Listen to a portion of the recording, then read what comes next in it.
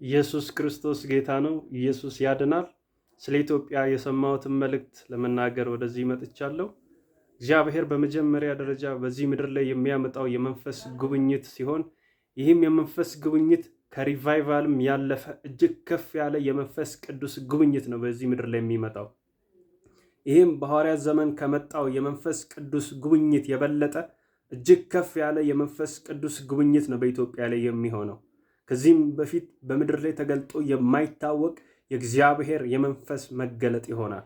ኢየሱስ ለዘላለም ያድናል። ሌላኛው እግዚአብሔር በዚህ ምድር ላይ የሚያደርገው ነገር ሰዎች እግዚአብሔር መፈለግ ይጀምራሉ። እግዚአብሔር በዚህ ምድር ላይ መፈለግ ይጀምራል። ከዚህም በፊት ሰዎች ከእግዚአብሔር ፈልገው ወደ እግዚአብሔር ቤት ሊሄዱ ይችላሉ፣ ወደ አገልጋዮች ሊሄዱ ይችላሉ። ነገር ግን አገልጋዮችም ሆኑ ቅዱሳን ከዚህ በኋላ እግዚአብሔር ራሱን የሚፈልጉበት ዘመን ይመጣል። እግዚአብሔር ይፈለጋል። እግዚአብሔር ፊቱ ይፈለጋል። እግዚአብሔር ክብሩ ይፈለጋል። እግዚአብሔር በዚህ ምድር በኢትዮጵያ ላይ የሚፈለግበት ዘመን በእርግጥ ይመጣል።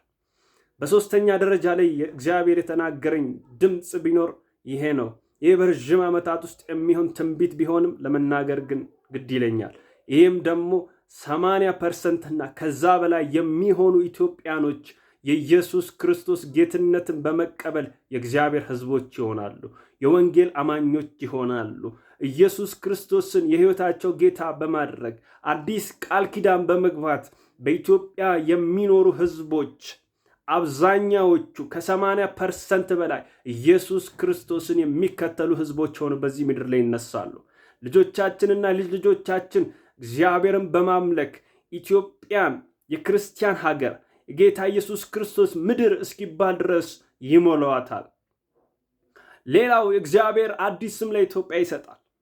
ይህም ነገር እንደዚህ ነው። ኢትዮጵያ የካህናት ሀገር ትባላለች። ኢትዮጵያ የእግዚአብሔር ሰዎች ሀገር ትባላለች።